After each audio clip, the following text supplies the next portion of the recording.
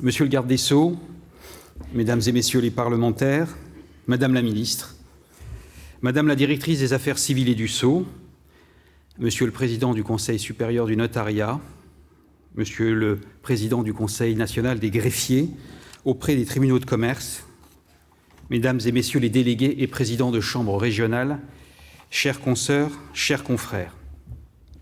Monsieur le garde des Sceaux, je vous remercie sincèrement de votre présence aujourd'hui pour ce 4e congrès national des commissaires de justice. Nous sommes honorés de vous recevoir et nous mesurons pleinement la marque de considération que cela représente pour notre jeune profession. 10 ans après la loi Croissance, qui verra la fin de nos 2 anciennes professions, nous avons choisi de placer notre congrès sous le signe de l'identité. Non par nostalgie ou par crispation, mais par la volonté claire de nous interroger ensemble sur ce que nous sommes et sur ce qu'on en attend de nous. À travers cette démarche, je tiens à vous réaffirmer la volonté du Bureau national de poursuivre notre modernisation. Notre détermination n'a pas faibli, malgré une année écoulée encore une fois complexe pour notre pays, teintée d'incertitudes pour nos concitoyens. Monsieur le garde des Sceaux, notre profession, rassemblée ici, a conscience des attentes des pouvoirs publics comme des responsabilités qui reposent sur elle. Nous entendons y répondre avec efficacité, pragmatisme et résolution. Dès à présent, cela se traduit par l'élaboration d'une cartographie des installations uniques pour tous les commissaires de justice, un projet déjà en cours d'instruction auprès de l'autorité de la concurrence. Permettez-moi de me réjouir que la Chancellerie et Bercy nous aient écoutés avec nos amis notaires et greffiers en acceptant d'allonger, je le crois, de 2 ans à 5 ans la périodicité des révisions de la carte. Notre cheminement commun se traduira aussi en 2026 par l'élaboration du premier tarif unifié de la profession. Afin que ce tarif traduise au mieux les exigences de la loi, nous plaidons, comme vous le savez, pour distinguer clairement les produits de nos activités régulées de ceux de nos activités concurrentielles.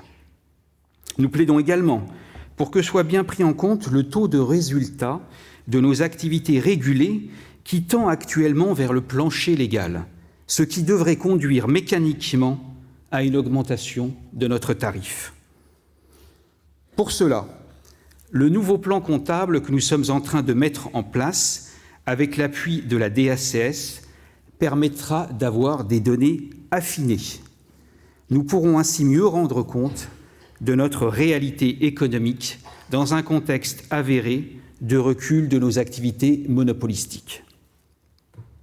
Le commissaire de justice que nous construisons depuis 2022 sera encore une réalité plus concrète. Cela vaut d'abord par le chantier stratégique de la saisie des rémunérations. Je saisis d'ailleurs cette occasion pour vous remercier, Madame la directrice des affaires civiles et du Sceau, ainsi que l'ensemble de vos sous-directions. Nous savons à quel point l'accouchement de cette réforme a été complexe, autant sur le plan politique que juridique, avec de nombreuses questions techniques qu'il nous faut encore résoudre. Néanmoins, 5 mois après l'entrée en vigueur de cette réforme, nous sommes au rendez-vous. Je vais vous donner quelques chiffres. 97 000 dossiers de reprise de procédure, 2 700 accords pris dans le cadre de la phase amiable de la procédure et ayant suspendu celle-ci. Et enfin, plus de 2000 commissaires de justice ont été formés à la saisie des rémunérations. Bien sûr, il est encore trop tôt pour se prévaloir d'un bilan définitif.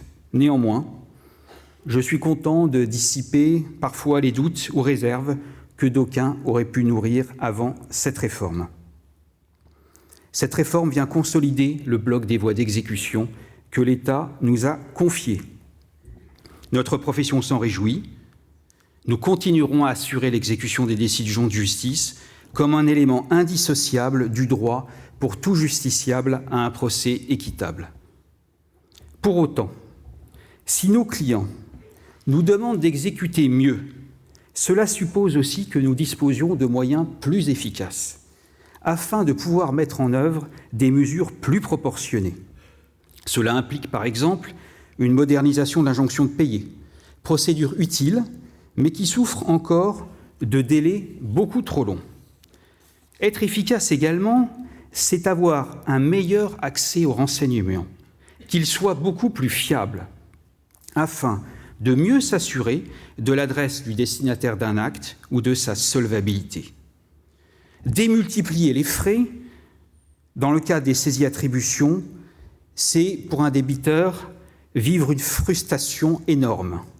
Il existe une solution, à l'image de ce qui se pratique en Belgique, nous donner un accès au FICOPA 2 qui nous permettra d'avoir l'accès à la désignation des comptes ouverts auprès d'établissements bancaires. Pour nous, c'est la garantie d'une exécution mieux ciblée et plus efficace. Pour le justiciable, c'est la garantie d'une procédure moins onéreuse et plus proportionnée.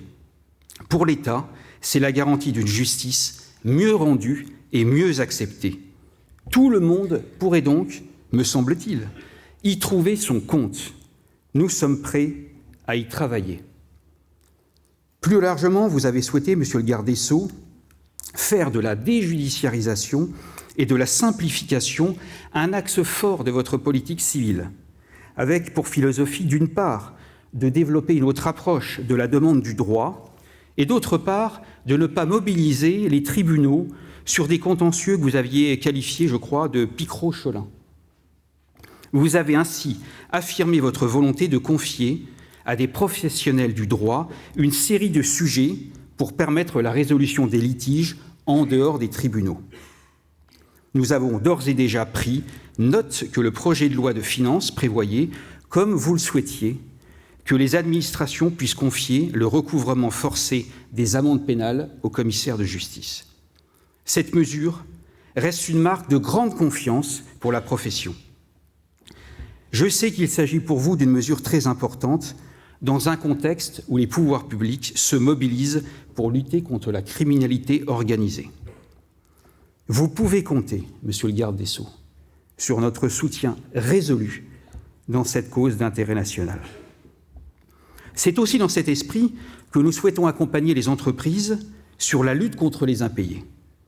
Avec cette nouvelle procédure, je l'espère, de recouvrement simplifié des créances commerciales. Nous avons fait des propositions en ce sens. J'espère qu'elles ont retenu votre attention.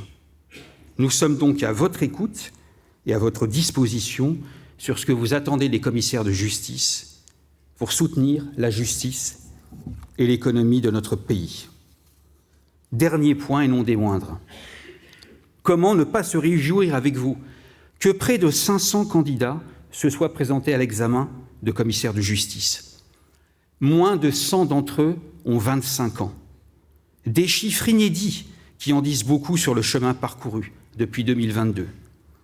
Notre image change positivement. Notre métier attire de plus en plus et de nouveaux profils.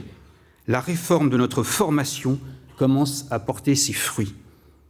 J'oserais dire que nous avons de très belles cartes en main pour écrire avec vous, Monsieur le garde des Sceaux, l'avenir de notre profession.